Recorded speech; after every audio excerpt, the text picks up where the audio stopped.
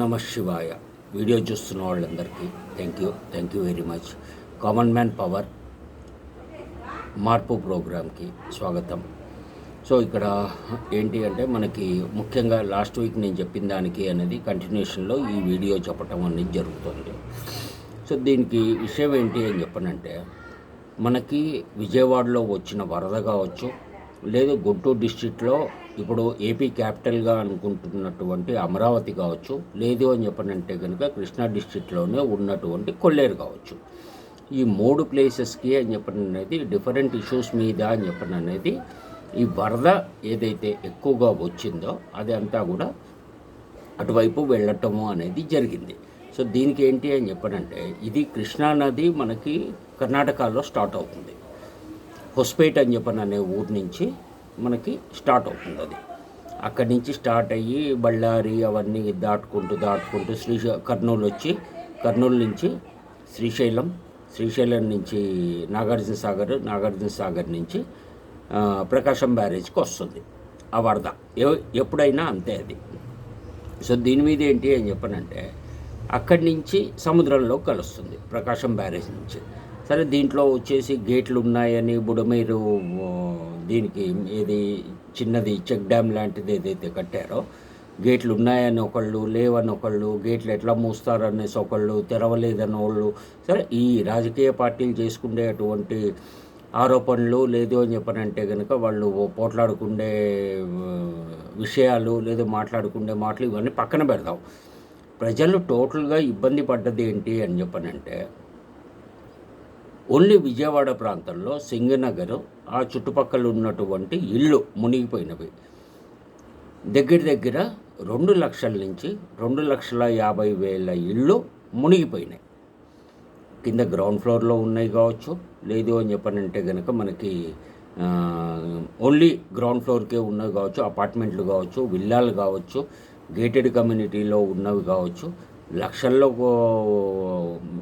కట్టుకున్న ఇళ్ళు కావచ్చు, కోట్లల్లో కొన్న విల్లాలు కావచ్చు, ఏవైనా కానీ వరదల్లో అనేది మునిగిపోవటము అనేది జరిగింది. కొన్ని సామాన్లు, ముఖ్యమైనటువంటి సర్టిఫికేట్లు, ఇంటి సామాన్లు, వంట సామాన్లు, ఇంకోటి బియ్యం, పప్పు, ఉప్పు అన్నీ కూడా పోవటం జరిగింది. ఇప్పుడు వీటన్నిటికీ అని చెప్పని అనేది గవర్నమెంట్ ప్రతి కుటుంబానికి ఈ వరదలు తగ్గేదాకా అని చెప్పని అనేసి ఏదో ఆహారం ఇవ్వటము, మంచినీళ్ళు ఇవ్వటం, పాలు ఇవ్వటము అని చెప్పని అనేది కాదు. ఇక్కడ ముందున్న టాస్క్ అనేది వేరు. ఎందుకోసమో అని చెప్పనంటే, వీటన్నిటికీ కూడా జరిగినటువంటి విషయము అసలే లాస్ట్లో ఉంది, బడ్జెట్ లేదు, లేకపోతే ముందున్న గవర్నమెంటు ఇంకో దానికి అనేసి అప్పులు చేసేసింది, 11 లక్షల కోట్ల పైన అప్పులు అయిపోయినాయి, ఇంకోటి ఖజానా ఖాళీ, ఇంకోటి అని చెప్పని అనే వర్షంలో ఇప్పుడు వచ్చినటువంటి కొత్త గవర్నమెంట్ చెప్తోంది. ఓకే, సో అది ప్రతి దగ్గర ఉన్నదే. ప్రతి గవర్నమెంట్ ప్రతి స్టేట్లో, ఇండియాలో ఉన్న ప్రతి స్టేట్లో కూడా గవర్నమెంట్ మారినప్పుడు చెప్పే మాటలే అవి. రూలింగ్లో ఉన్న పార్టీ ఓ రకంగా మాట్లాడుతుంది, అదే పార్టీ ఆపోజిషన్లో ఉంది అంటే ఇంకో రకంగా మాట్లాడుతుంది. అవన్నీ విని జనాలు పిచ్చోళ్ళు అయిపోతున్నారు తప్పించి అంతకుమించి జరుగుతున్నది ఏం లేదు. అయితే ఇక్కడ ఏంటి అని చెప్పనంటే, కృష్ణా బ్యారేజ్ నుంచి బుడమేరుకు వచ్చింది వరద. బుడమేరు నుంచి మళ్ళీ అది వెళ్ళి ఎక్కడది కొల్లేరులో కలవాలి. సో కొల్లేరులో కలవాలి అని చెప్పని అనేసి అన్నప్పుడు మళ్ళీ అక్కడేవో అడ్డం పెట్టారు, లేకపోతే ఒకటి టీవీ ఛానల్కి సంబంధించినటువంటి మనిషిది పవర్ ప్రాజెక్ట్ ఉంది, అటు నీళ్ళు వదిలామో అని చెప్పనంటే అటు ఆ పవర్ ప్రాజెక్ట్ మునిగిపోతుంది, ఇంకోటి అని చెప్పని అనేసి అక్కడ కట్టలాంటిది కట్టేసి అది అటు పోకుండా చేశారు. అందుకని అదంతా కూడా బ్యాక్ వాటర్ కింద కొట్టి అది కొండవీడు వాగులోంచి అమరావతిలోకి వచ్చినాయి. అంటే ఇప్పుడు ఏదైతే క్యాపిటల్ సిటీ కట్టాలి అనేసి అనుకుంటున్నారో, రాజధాని ఆంధ్రప్రదేశ్కి, అక్కడికి నీళ్ళు వచ్చినాయి. అది టీవీలలో కానీ, దీంట్లో కానీ, సోషల్ మీడియాలో కానీ, యూట్యూబ్ ఛానల్స్లో కానీ, వేరే ఛానల్స్ వీళ్ళు అంతా చూపిస్తున్నదే. నేనైతే పర్సనల్గా వెళ్ళి చూసింది లేదు, బట్ చూపిస్తున్నది ఏంటి అంటే వీడియోలు కాబట్టి ఆ నీళ్ళల్లోనే నిలబడి ఇక్కడ ఐఏఎస్ క్వార్టర్లు ఉన్నాయి, ఇక్కడ కోర్టు ఉంది, ఇక్కడ అసెంబ్లీ ఉంది, ఇక్కడ సెక్రటేరియట్ ఉంది, ఇక్కడ ఎమ్మెల్యేస్కి వాళ్ళకి కట్టినటువంటి క్వార్టర్స్ ఇక్కడంతా కూడా నీళ్లు నిండిపోయినాయి. కోర్టుకు కూడా మనకి సెలవులు ఇచ్చారు, సెక్రటేరియట్ స్టాఫ్ రావట్లేదు, ఇంకోటి అని చెప్పననే వర్షంలో చెప్తున్నారు. సరే, ఇవన్నీ ఒక రకంగా అని చెప్పననేది చూసుకున్నాము అంటే అవన్నీ జరిగినాయి, కళ్ళ ముందు కనిపిస్తున్నాయి, అవన్నీ వాస్తవాలు. అట్లాగే చంద్రబాబు నాయుడు గారి ఇంట్లో కూడా నీళ్ళు వచ్చినాయి అనేసి స్టార్టింగ్ 1-2 రోజులు సోషల్ మీడియాలో అక్కడంతా వచ్చినాయి. ఆ తర్వాత చంద్రబాబు నాయుడు గారే ఆల్రెడీ పబ్లిక్ మీటింగ్లో ఎక్కడైతే మనకి చిన్న చిన్న మైకులు పెట్టేసి వరదలు వచ్చిన వాళ్ళని బేస్ చేసుకొని అనేసి అక్కడ వాళ్ళకి ధైర్యం చెప్పడానికి దానికి మాట్లాడుతున్నప్పుడు ఆయనే అన్నారు, మా ఇంట్లో కూడా నీళ్ళు వచ్చినాయి, మరి ఏం చేద్దాము, ఏం చేయలేం కదా, మేము కూడా తుడుచుకొని కడుక్కొని అనేది ఉంటాము, ఇంకోటి అని చెప్పననే వర్షన్లో అన్నారు. సో అది కన్ఫామ్. చంద్రబాబు నాయుడు గారి ఇంట్లో కూడా నీళ్ళు వచ్చినాయి అనేది కన్ఫామ్. అమరావతిలో కూడా నీళ్ళు వచ్చినాయి అనేది కన్ఫామ్. సో ఇప్పుడు ఏంటి అని చెప్పనంటే సెంట్రల్ గవర్నమెంట్ ఫైనాన్స్ మినిస్టర్ గారు మొన్న బడ్జెట్లో అమరావతి క్యాపిటల్ సిటీకి అనేసి 15,000 కోట్లు ఇస్తాము ఇంకోటి అనేసి ఏదైతే అనౌన్స్మెంట్ చేశారో పార్లమెంట్లో, ఈ సంవత్సరం బడ్జెట్లో అమరావతికి కేటాయించింది 15,000 కోట్లు అనేసి అన్నారు. తెలియక ఏంటి అని చెప్పనంటే ఆంధ్రప్రదేశ్ ప్రజలందరూ కూడా చాలా సంతోషించారు, సంకలు కొట్టుకున్నారు భజనగాళ్ళు, అది వేరే విషయం. అయితే ఇక్కడ ఏంటి అని చెప్పనంటే సెంట్రల్ గవర్నమెంట్ చెప్పింది, ఈ విషయం నేను ఇంతకుముందు కూడా చెప్పాను, సెంట్రల్ గవర్నమెంట్ వరల్డ్ బ్యాంక్ నుంచి అని చెప్పననేది 15,000 కోట్లు అమరావతికి అప్పిప్పించేదానికి అని చెప్పననేసి సెంట్రల్ గవర్నమెంట్ ఓ మాట చెప్తుంది వాళ్ళకి. అంది గ్యారంటీ కూడా అనలేదు అక్కడ. సెంట్రల్ గవర్నమెంట్ గ్యారంటీ ఇస్తుంది ఈ 15,000 కోట్లకి అనేసి కూడా చెప్పలేదు. వరల్డ్ బ్యాంక్కి యాజ్ ఏ సెంట్రల్ గవర్నమెంట్గా, సెంట్రల్ ఫైనాన్స్ మినిస్టర్గా మేము మాట చెప్తాము, వాళ్ళు వస్తారు మీ దగ్గరికి, మాట్లాడుకుంటారు, మీరు మాట్లాడుకొని ఆ అప్పు తీసుకోండి, మీ అమరావతి క్యాపిటల్ సిటీని కట్టుకోండి అని చెప్పని అనేటువంటి విషయం అక్కడ. సో మొన్న ఎప్పుడో వచ్చారు, మనకి వరదలు వచ్చి లేకపోతే ఇంకోటి అయ్యి కరెక్ట్గా 10 రోజులు అయింది. ఎందుకంటే పోయిన నెల 31వ తారీఖు రాత్రి నుంచి ఈ వరదలు స్టార్ట్ అయినాయి మనకి. సో ఈ 10 రోజుల్లో ఏంటి అంటే మధ్యలో వాళ్ళు రావటము లేదు, సెంట్రల్ మినిస్టర్ వచ్చేసి ఈ వరదలు ఎక్కడి దాకా వచ్చినాయి, ఏంటి, ఎంత నష్టం జరిగింది అనేసి హెలికాప్టర్లో సర్వే చేసుకోవటం, అది తెలంగాణలోనూ చేశారు, ఏపీలోనూ చేశారు. రెండుకి కలిపి ఇంత అమౌంట్, 2 స్టేట్లకు కలిపి ఇంత అమౌంట్ ఇస్తాము, దాని ద్వారా మీరు ఎంతైతే అంత చేసుకోండి ఇంకోటి అనేసి ఆయన చెప్పారు. మరి ఆ డబ్బులు వచ్చినాయా రాలేదా ఇంకోట అనే విషయాలు మనకు తెలియదు, ఎందుకంటే అవన్నీ కూడా పెద్ద పెద్ద విషయాలు కాబట్టి మైకుల ముందు చెప్పటము లేదు, కెమెరాల ముందుకు వచ్చి మాట్లాడటము వేరు, గ్రౌండ్ రియాలిటీలు వేరు. ఇది నేను ప్రతిసారి చెప్తున్నదే. డబ్బులు ఎవరిస్తారు ఏంటి అని చెప్పననే దాని మీద అని చెప్పననేది ఇచ్చినప్పుడు వాళ్ళు చెప్పరు, తీసుకున్నప్పుడు వీళ్ళు చెప్పరు. ఏది పని జరగలేదు ఇంకోటి అన్నప్పుడు మీరు మాకు ఇవ్వలేదు అని వీళ్ళు అంటారు, ఇచ్చినవి మీరు సరిగ్గా వాడలేదు కాబట్టి మేము లెక్క అడిగాం కాబట్టి మీరు లెక్క ఇవ్వలేదు కాబట్టి మేము మళ్ళీ మీకు ఇవ్వట్లేదు అనేసి వాళ్ళు అంటారు. ఈ రెండు వైపులా మధ్యలో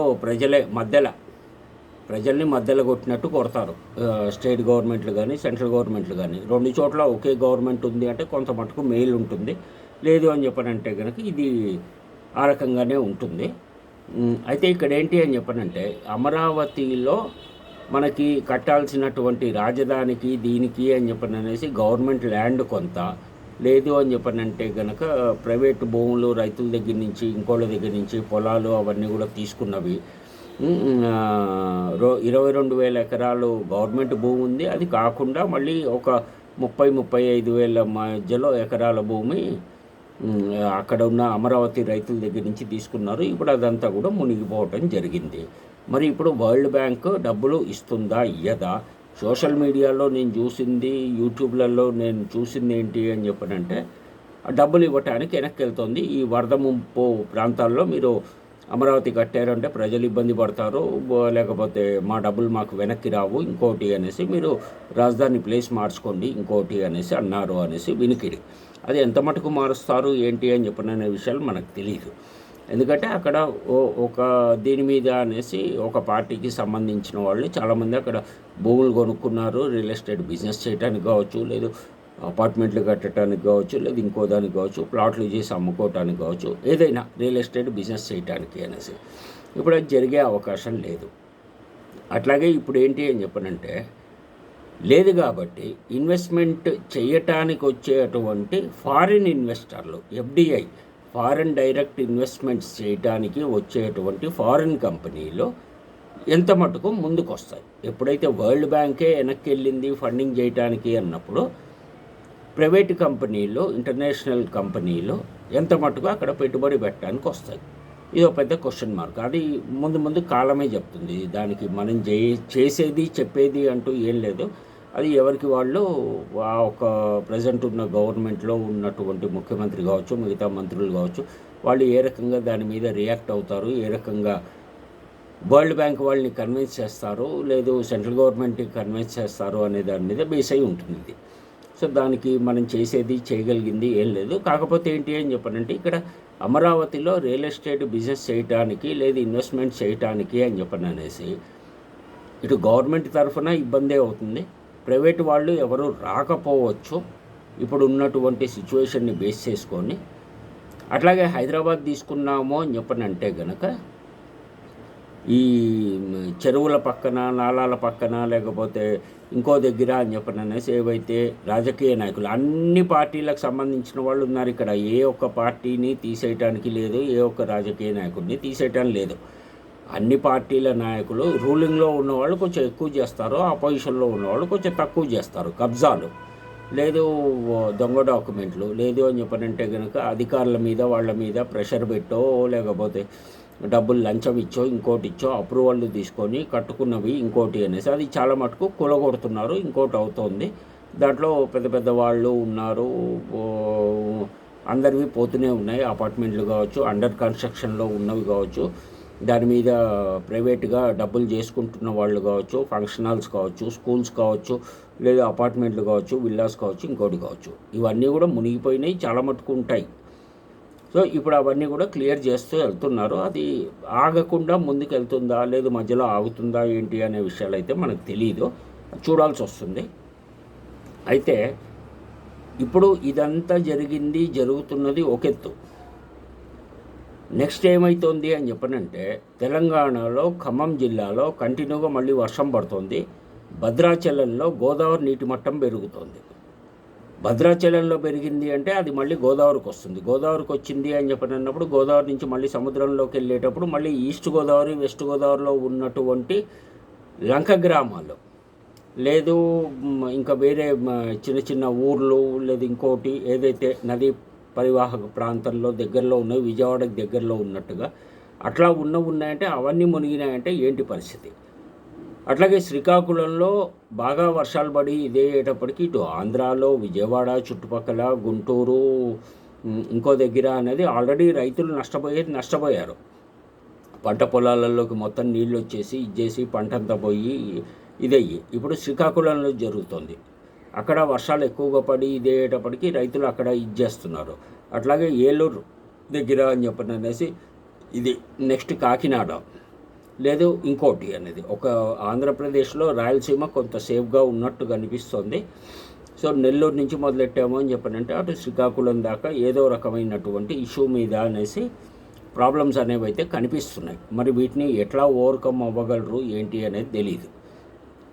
వీటన్నిటికీ ముఖ్య కారణం ఏంటి అంటే చాలామంది పూజలు చేస్తే బాగుపడిపోతుంది మన జీవితము, లేదు హోమాలు చేస్తే బాగుపడిపోతుంది, వాస్తు ప్రకారం ఇల్లు కట్టుకుంటే బాగుపడిపోతుంది ఇంకోటి అనేసి అది నమ్మకం. ఓకే, నమ్మకం అనేది మంచిదే, కాదనేసి అంటలేదు. కానీ దాంట్లో నమ్మకంలో కూడా వాస్తవాలు ఏంటి అని చెప్పడం ప్రతి ఒక్కళ్ళు చూసుకోవాలి.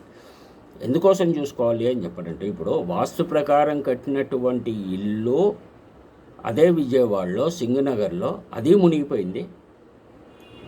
ఎవరైతే వాస్తుని పట్టించుకోరో అది వేరే మతం వాళ్ళు కావచ్చు, ఒక మతం వాళ్ళు పట్టించుకునే వాళ్ళు అయినా కానీ వాటి మీద నమ్మకాలు లేని వాళ్ళు కావచ్చు, లేదు వాస్తు ప్రకారం ఇల్లు కట్టుకోండి అని చెప్పేటువంటి వాళ్ళు కావచ్చు. వాస్తు ప్రకారం కట్టుకున్న ఇల్లు, వాస్తు లేకుండా ఇష్టం ఉన్నట్టుగా వాళ్ళకి నచ్చినట్టుగా కట్టుకున్న ఇల్లు, వాస్తు ప్రకారం కట్టుకుంటే ఏం కాదు అని చెప్పిన వాళ్ళ ఇల్లు అన్నీ మునిగిపోయినాయి. సో ప్రకృతికి వీటితోటి సంబంధం లేదు. అది దాని పని అది చేసుకుంటూ వెళ్ళిపోతుంది. దానికి అడ్డం పడ్డాము అని చెప్పనంటే ఈ రకంగానే ఉంటుంది పరిస్థితి. అది ప్రతి ఒక్కళ్ళు ఆలోచించాలి.